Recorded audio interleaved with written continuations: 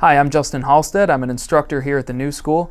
I come from a film background, so one of the things that I teach in my courses is cinematography. It's important to have a great camera, and the New School's got a lot of really good equipment, but you need to know how to use it. I'm going to talk about lenses today.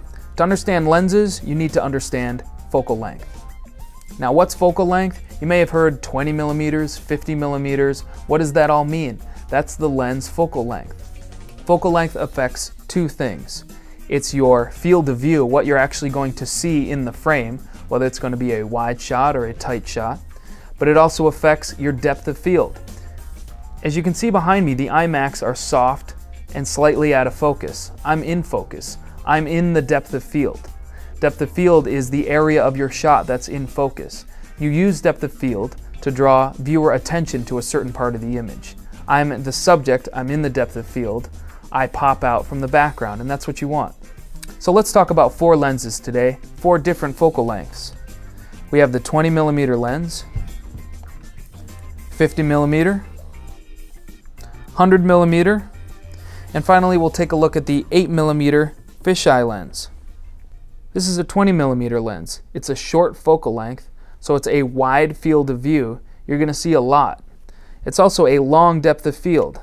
There's going to be a large area of the shot that's in focus. Compare that to something like a 50 millimeter lens.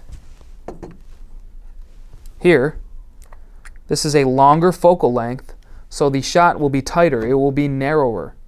It'll also be a shorter depth of field. The background behind your subject will be even softer. The 50 millimeter lens is great for a handheld walking shot like this.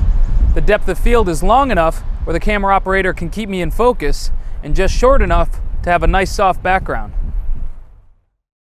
This is a 100 millimeter lens. This is a pretty long lens, and you'd only use it for certain situations because of that depth of field. It's so short, it's only a few inches.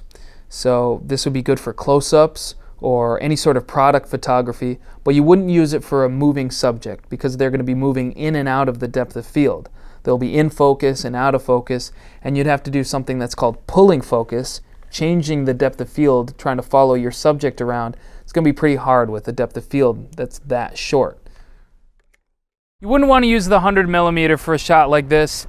As you can see, the focal length is creating a really shaky shot, and even an expert camera operator would have a tough time keeping me in the really short depth of field. The 100 millimeter makes a nice close-up. That long focal length creates a very short depth of field. As you can see, the front of my face is in focus, but my ears, they're soft, they're slightly out of focus, and my shoulders are even softer. That depth of field, it's only a few inches long. This is the shortest lens we have. This is an 8 millimeter fisheye lens. You can see the lens has a curved surface to it, and you may even be able to see the little bubble that's right there in the front of the lens. This is going to have a very wide field of view and a very long depth of field. Let's see this thing in action. This is the fisheye lens. It's only 8 millimeters. It's a mega wide field of view, and you can see the long depth of field all the way back to the end of the classrooms in focus. You can also see the distortion caused by the curved surface of the lens. I hope you enjoyed this demonstration. Browse our website, nsrt.org, for more information and enroll today. We'll see you in class.